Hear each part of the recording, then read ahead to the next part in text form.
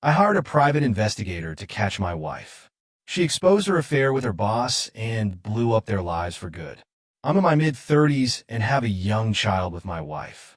Ever since he was born, she has been distant and short with me, and it's gotten worse over the last 3 or so months. She has made friends without kids and started going out more. When I ask to be included, she always has an excuse to not bring me along. Not hard when one of us has to be with our child. When I brought up how I feel, she told me that she feels like she's lost her identity through the process of being pregnant and then breastfeeding and being a mom. She feels like she just wants to get out and be around people who don't have kids and live her own life for a bit. As part of this, she'll go out until 2 a.m. and take weekend trips without me. It feels like she's withdrawing from me, and I know she's not always being honest with me. I don't go through her phone, but I've noticed that she doesn't leave it out ever, even taking it with her to the shower, which is something that she never used to do. I don't think she's being unfaithful, but the thought has certainly crossed my mind. I asked her directly about this, and she got very upset and told me that this isn't about that. I told her that I want to be a part of what she's going through, and she told me that I don't have the passion for the things that she wants to do. She just needs me to find my own passions and my own friends. I genuinely enjoy her main hobby, but when I try to tell her that, she insists that I don't enjoy it like she does, and she just wants to be around people who love it like her. I feel like I'm losing my best friend of 15 years. My toddler is the lone light in my life. I don't know what to do, and I've been so sad. Relevant comments. You need to sit down with her and talk it out as many times and as long as it takes to get clarity. Her behavior is akin to spousal abandonment, and that's unfair. Her initial reason is understandable, but her way of meeting her needs is not. When you commit to a partner and family, it is a commitment to work through struggles together. She isn't doing that. Her taking her phone into the shower is bizarre. If she's hiding an affair, she needs to come clean. Secrets and lies are sentences to any relationship. You're linked forever through your child. Dig and respect have to be the baseline. You already lost her, but you are latching on because she's your wife and the mother of your child, which is understandable, TBH. I wish you would not tolerate this behavior. She is most likely being unfaithful to you, contrary to what she says. Red flags all throughout this entire post. You could do better, honestly. Also, it seems like postpartum, but that is for her to sort out with a therapist instead of partying it up with kidless strangers on some weird soul-searching adventure. Sadly, you may not be able to talk her into seeing that. She'll have to reach the conclusion alone. Good luck with everything. Update. Things have been off with my wife. We have been together for 15 years and married for 5. We have a 14-month-old, and things have been rough since he was born, with him getting a lot worse in the last few months. She's gotten face injections and has gone through weight loss that would point to substance use. She's been protective of her phone and generally dodgy. I confronted her and was completely gaslit to the point that I set an appointment with a therapist because I thought I was being paranoid and insecure and had to figure out why I felt the way I did. She went to the mountains yesterday, saying that she needed a weekend to herself and wanted to go snowboarding and get a full night's rest away from the fussing baby. It didn't feel right. She went back on birth control without discussing it with me. She went and got face injections. She went and got waxed and asked me to put the board rack on her roof despite claiming she was the only one going. There were too many red flags for me to not hire a PI. The PI immediately secured photographs and video of the affair. Turns out, she's effing her boss. They're up there until Sunday, probably still effing right now. I feel like a fool. We've all hung out multiple times. I'm so mad that she could blow up not just our lives, but the life of our 1-year-old. I'm stuck having to deal with her because of our shared son for essentially the rest of my life. I contacted a lawyer to file for divorce and plan to confront her when she gets back. But the divorce isn't likely to process for over a year. This is going to suck for a long time. Relevant comment. Realistically, I would follow what a few have said, which is, yeah, get a lawyer involved, but don't go scorched earth yet. Do not confront or tip your hand when she returns, and I know that is very hard to do, but I would wait and talk to your lawyer. Start to really see what they want you to do. Maybe, despite the audio, video, and pictures, they need more. If you tip your hand earlier, they may get even more secretive or cut you off completely, or make it tough or feel impossible to get more info or data. I would listen to the chorus, which is DNA test your 14-month-old. It's a precaution, no matter how sure you are. It's not just to see how deep the betrayal goes, but also to have more evidence for the divorce. Then, get an STD test. I'd also, and this is of course a thing with the lawyer, so listen to them. But if you don't tip your hand early, you could then plan to find a way to humiliate her with the time-honored tradition of serving the wayward, surprising her at work or a family function, etc. I would say, too, if you haven't started, quietly change around finances or close joint cards, removing your name off the joint accounts. If you tip too early, it may be harder to do this, considering how she has treated you thus far. I feel she would try to also get ahead of this. Always check with the lawyer, but the minute she is served, I'd also prepare. Perhaps have a day off so you can A. Tell the boss's wife or partner if they have one, making sure they have the info. B. Get ahead of this with her family, again, clear with the lawyer. But what should you tell the in-laws? Tell them, though, as she will try to spin it that you were the bad guy. C. Post that you are leaving her or divorcing her via social media, as she will try to vilify you there, possibly as well. Look into GRY Rocking and 180. Some lawyers say to block the wayward, or you may try for mental health. Yet, I've heard it's best not to do that only because they may text you things that may make it better for you in the divorce.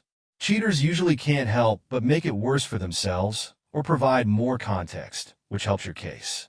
I know if you do this, it would be painful, but it could help. I'm sorry to hear this, OP, but I wish you the best. Update.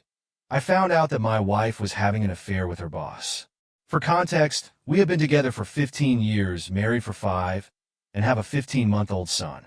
I found out while she was going on a girls' trip that she actually went and picked up her boss and spent the weekend in a flat. I had been suspecting infidelity for a while and even confronted her about it, but was completely gaslit. I thought there was a problem with me. I made appointments with a therapist to figure out why I had so much trouble trusting my partner and couldn't get the feeling that there was something wrong to go away. When she left for her trip, I made the decision to hire a PI. I thought that the apology for the betrayal of not trusting her, while getting validation that I was just being paranoid, would be easier to deal with than not knowing. After not even 45 minutes on the clock, the PI had photos and video of her picking him up, them very casually kissing, and finally ending the night going into the flat. I got this confirmation on a Friday, and she didn't come home until Sunday morning.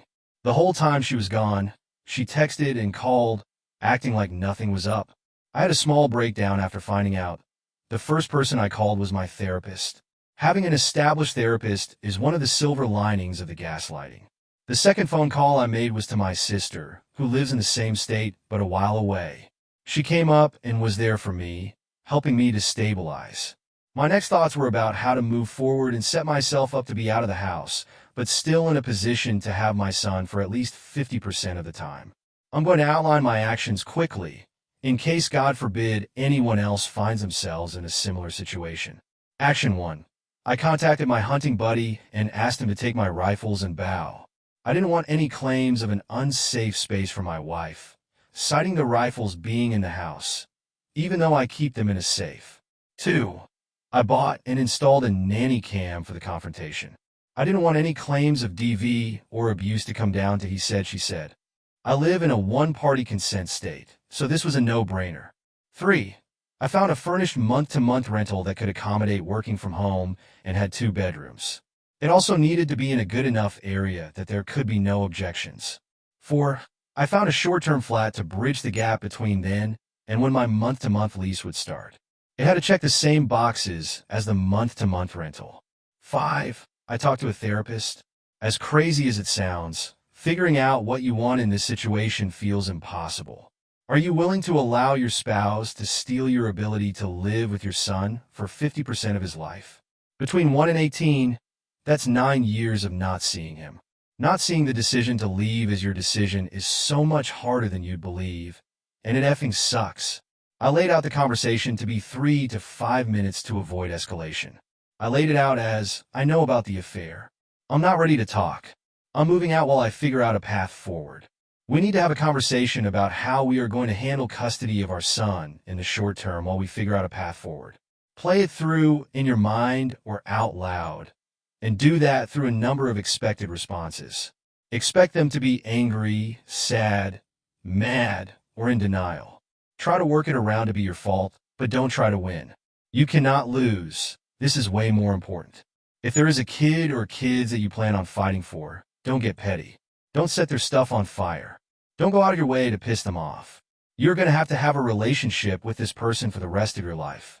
Through your relationship with your son, stuff is already going to be really hard. Don't make it harder, and don't give them any ammunition to bring up or use against you. Unfortunately for me, I didn't expect the no response. My wife sat there and said nothing. No, I'm sorry. Not it was a mistake. No coping to it, just a blank slate. In the days since, I have continued to see my therapist and identified the gaslighting and emotional abuse that had been taking place in the months leading up to discovering the affair. This is apparently very common in instances of infidelity, as it gives the cheater justification to their actions and helps them sleep at night. Even now, I feel my wife trying to manipulate me into taking her back and working it out for the sake of our son. I don't trust her, and what's worse is I don't trust myself to talk to her about what happened. I'm afraid of getting gaslit again and feeling like the whole thing was my fault. I set a time on Monday with a marriage counselor to finally have the conversation on what's happened and how we can try to move forward as co-parents for our son. She has already tried to claim that this was the first time and a mistake. I don't believe her, but also don't have proof that she is lying. I'm not sure how I'm going to handle that on Monday. I can't imagine a path forward that involves staying married to her. I also can't imagine forfeiting being there for half of my baby's life without being able to look them in the eye when the time comes and tell them that I tried everything that I could to be there for them. This effing sucks, and this is going to suck for a while. Don't cheat. Update. A while back, I wrote about catching my wife in an affair with her boss, let's call him Benny, and her friend Chrissy. I've had a crazy amount of DMs asking me if I was all right and asking for updates. So, I'm going to drop this last post before deleting the account. If you want the background, you can check my post history. I'm not going to rehash it all again. Also, understand that this is not a complete history. It's been a long 8 months. Very shortly after I moved out, I had a friend tell me that Chrissy went out to dinner with his wife and the wife of another friend of mine who were friends. He said that she got drunk, told them what happened, and then when they weren't sympathetic, invited Benny out with them. He said that it was a whole scene and she was all over him. She later admitted that she went and spent that night at his house, but swore up and down that they didn't sleep together and spent the night on his couch. She swore that she just felt alone and like none of her friends cared about her and didn't want to be alone at the flat at the time. We were switching off staying at the marital home when it was our days with our son, and the other would F off to a flat. We went to see a therapist at that time. Therapy went the way of straight trickle-truthing. She would wait to see what I knew, cop to only that, and swear there was nothing else. She swore that the time I caught her, which she spent an entire weekend with him in a flat, was the first and only time. She cried and begged for me to believe her and give her another chance, and take her back. She said that he was old, and she didn't find him attractive, called him short, and said it was just a mistake. She maintained that it wasn't about him, but rather what she was going through, and he was just a symptom. She said that she'd do anything. I said she had to tell me the truth, and she refused to budge from her original story. So, after hitting a brick wall in couples therapy and her refusing to tell me the truth about what happened, I said I couldn't keep going. I signed a long-term lease and tried focusing on myself, with the understanding that we would try therapy again in a few months. We continued to split custody 50-50, and Chrissy made a legit effort to try to help me settle into my new place. We started going through mediation for a divorce.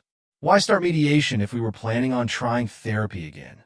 What we said out loud was because it takes forever, and if therapy went the same way as the first time, we didn't want to be stuck in limbo longer than we had to be. A couple of months into mediation, the mediator asked us if we had seen a therapist that specializes in infidelity. We said that we had seen a couples therapist, but not a specialist. She said that she had some referrals if we were interested. Chrissy said she was, and that she'd be willing to go if I would agree to it. I agreed to it as well. With how far we got through mediation, it felt like it was then or never going into seeing the specialist.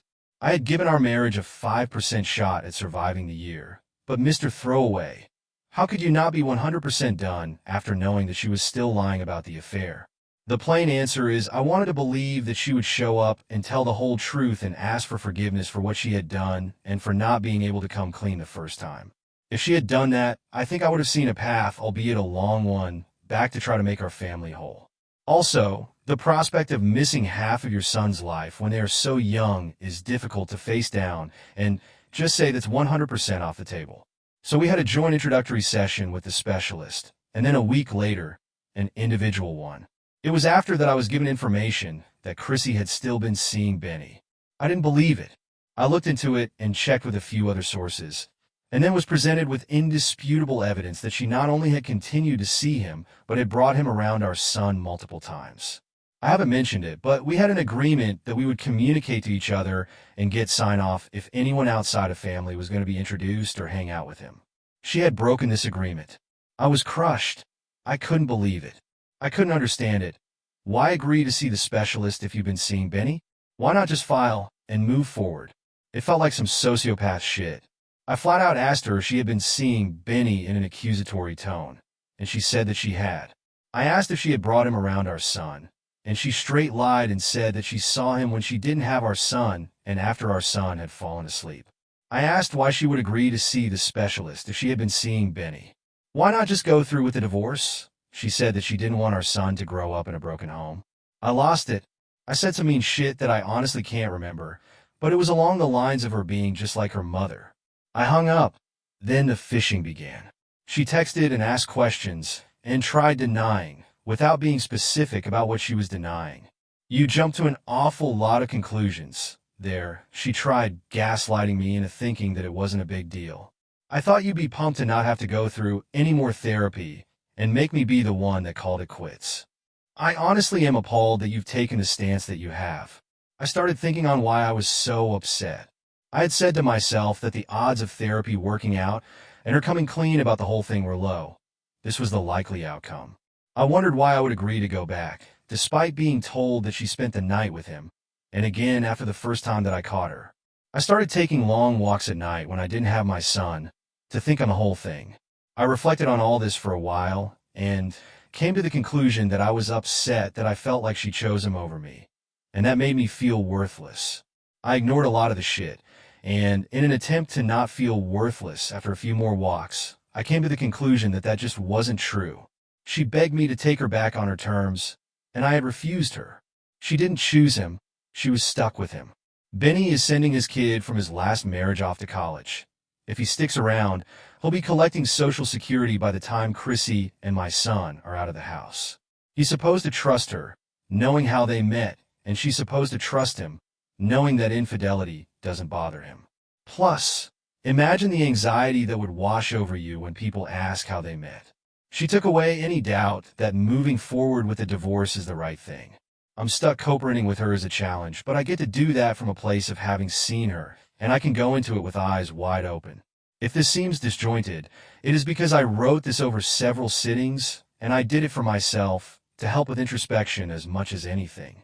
But by the time I was done, I figured there wasn't any harm in changing the names and giving a last update to those that reached out with support. Even though I didn't respond, please know it was appreciated. For those that only reached out to ask for updates out of what I assumed to be morbid curiosity, I recommend some long walks and a bit of introspection.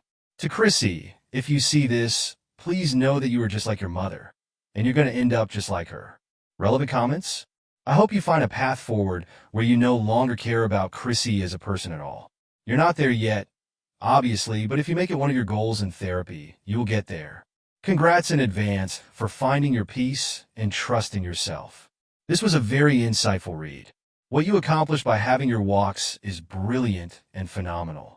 How you untangle everything and find your honesty with yourself is just a beautiful thing, and it will be one of the best gifts you ever give your child.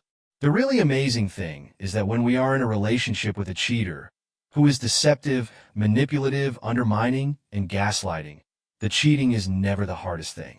The hardest thing is the way that they covertly undermine us and break us apart into little pieces, very quietly. It's not with what they say. It's the things they are doing secretly. And then they come home and they convey that sense of those things to us, and we feel afraid and uncertain. It harms us when we are away from them, We begin to repair, and that's when we see how much damage was done to us. But now, you're going to raise a child who is not mainstream. That this is the way to be treated and to treat someone. This is the pivot point. You are an honest, well-intentioned person who doesn't mess around playing games. You will do fine, like the above commenter. I'm really impressed by your insight and the trajectory of your path forward to healing. I'm sure it will continue to be tough for a while, OP, but I'm also pretty dang sure you're going to be just fine. Cheating is bottom-level despicable. Down with Mr. Doctor and RP. Why it destroys everything. Two people, their entire lives for a lie they think is love. It destroys their partners, their self-esteem. Some never recover, some commit suicide. It destroys their reputation. Not even their friends will trust them around their partners. It destroys finances. Sometimes jobs are lost. The extended families and friends are fragmented. It is like an atom bomb. A cheater or liar will degrade to a lower class and, frankly, almost always cheat again, as the issue is inside of them. It is a character flaw. This was mostly for Chrissy, if she reads it. For you, do some more counseling and move on with your life. You will recover and love again. Completely agree with you. The pain it causes, especially when there are children, is irreparable. It should be punishable by law.